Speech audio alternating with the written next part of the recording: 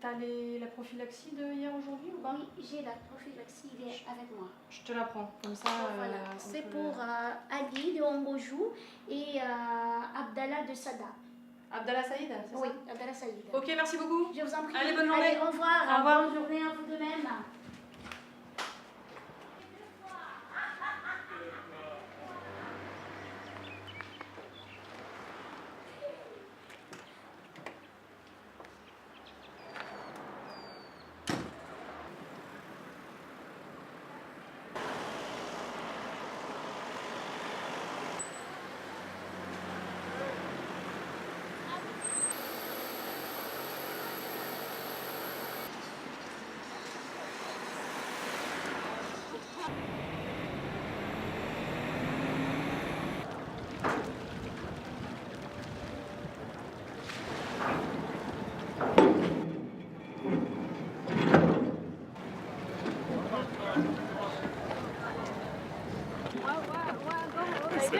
Et toi?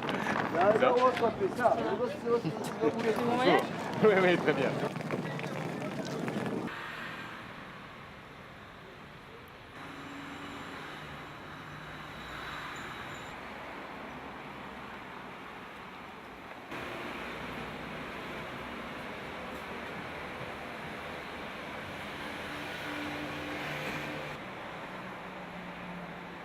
Comment toi tu vois l'implication du Sésame à l'échelle régionale?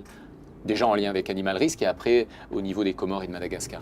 Ah ben, de toute façon, ça doit passer via Animal Risk. Tant qu'on est au niveau régional, Animal Risk est le projet, le programme qui coordonne au niveau des océans Indiens. Donc de toute façon, il faut qu'Animal Risk soit le point focal. Et tu verrais quelles actions prioritaires, à ton avis, à mettre en œuvre en coopération régionale rapprochée entre le Sésame, enfin en tout cas Mayotte, et Comores et Madagascar? Mais déjà, de faire le rapprochement, les connaissances des pathologies présentes respectivement dans chacune des îles, Madagascar, les Comores et Mayotte, pour ce côté-là de l'océan Indien, de façon à savoir quelles actions on peut préconiser pour éviter la diffusion d'une maladie d'une île sur l'autre, que ce soit par des transports officiels ou via les clandestins, via les quoi ça. Ça, c'est l'éternelle question, en effet. Et là, on a toujours ce système-là de, lorsqu'il y a une interception éventuelle d'animaux vivants sur les kwassa-kwassa, il y a toujours le système de nous prévenir et nous, on fait euthanasie l'animal. Euthanasie l'animal, Mais on en a très peu, 1 ou 2 par an. Oui, c'est ça, c'est ce qu'on... Et de moins en moins d'ailleurs, a priori. De moins en moins. Ok. 1 ou 2 déclarés. Après, il y a ceux qui passent en travers des mailles de la PAF et de la gendarmerie maritime. Ok.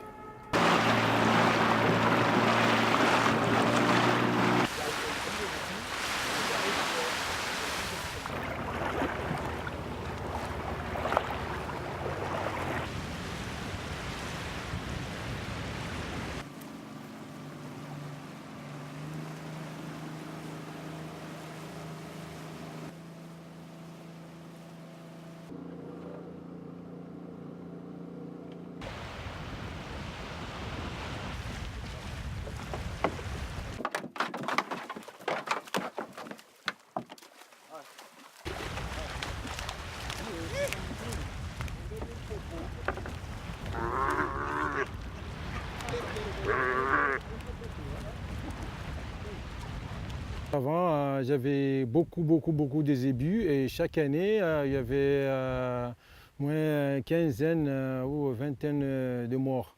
Depuis que j'ai adhéré à ADEME, jusqu'à jour d'aujourd'hui, ça va bien. J'ai acheté 150 rilots de barbelés chez ADEME. J'ai trouvé très moins cher. Pour ma part, je vois qu'ADEME, c'est une association qui fonctionne très bien ici à Mayotte. Donc moi, je suis toujours avec eux. Quand j'ai des problèmes, dès que j'ai téléphoné à ADEME, donc toujours il y a des gens qui viennent tout de suite. Donc ils me donnent tout ce qu'il faut. Mais maintenant, mes zébis vont bien, quoi, donc ils sont tous bien, quoi. Il y a beaucoup de gens d'Mtsamoudou qui me demandent comment on fait pour adhérer à ADEME. J'ai envoyé pas mal de gens là-bas à ADEME, des gens d'Mtsamoudou et d'Apani. Donc il y a beaucoup de gens qui sont allés adhérer à ADEME.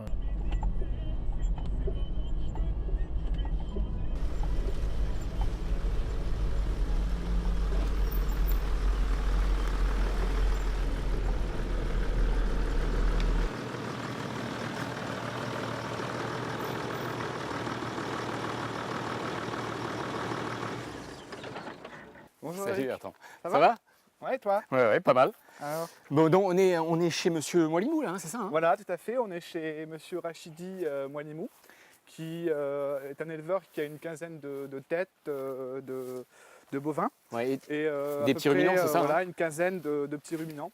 donc il fait partie maintenant du suivi sentinelle à part entière pour l'épidémiosurveillance active hein, dans le cadre du réseau Sésame. Hein. Voilà, exactement. Ok. Il fait partie des éleveurs sentinelles qui permettent de surveiller un petit peu la santé animale dans le centre de l'île. Combien de tuberculinations tu dois faire là aujourd'hui? Sur tous les animaux. Sur tous depuis les animaux? de 1 an. Mais tu as observé déjà de la tuberculose ici, bovine? Non, jamais, ou, jamais. ou sur Aucune les petits ruminants? réaction. Pas du tout. Et est-ce qu'on sait s'il y a de la tuberculose humaine en parallèle? Ça, je ne sais pas, mais je ne crois pas qu'à Mayotte, il y ait de tuberculose. Hein. Ouais. Bonjour, ça va? Ça va, et vous? Ça, Monsieur Moilimou? Bonjour, Ça va bien? Ça va, et vous? Alors, tu as attaché tous les animaux, c'est bon? Oh oui, c'est bon, ils sont tout attachés. D'accord. Donc là maintenant vous faites partie donc, des éleveurs délégués du réseau Sésame. Effectivement. Hein? Et donc là vous faites aussi les formations avec les autres éleveurs? Oui, D'accord. Ouais. Et là, est-ce que récemment vous avez eu des problèmes de santé là, sur les animaux? des fois oui, mais je vois que depuis que la Sésame a ouvert ses portes, la santé animale s'améliore. Vous voyez, hein, le réseau Sésame, là aujourd'hui, donc, il est centré sur Mayotte, mais il est en lien avec le réseau Animal Risk qui couvre toute la zone océan Indien.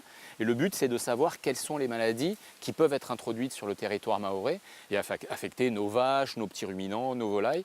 Donc on a une meilleure vision des choses.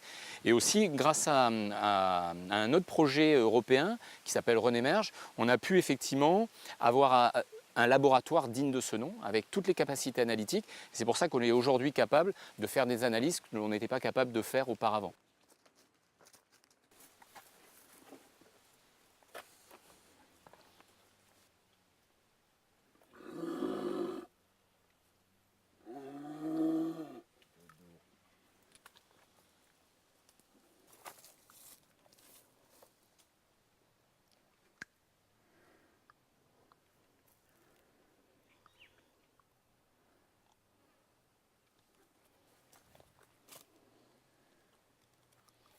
Et voilà.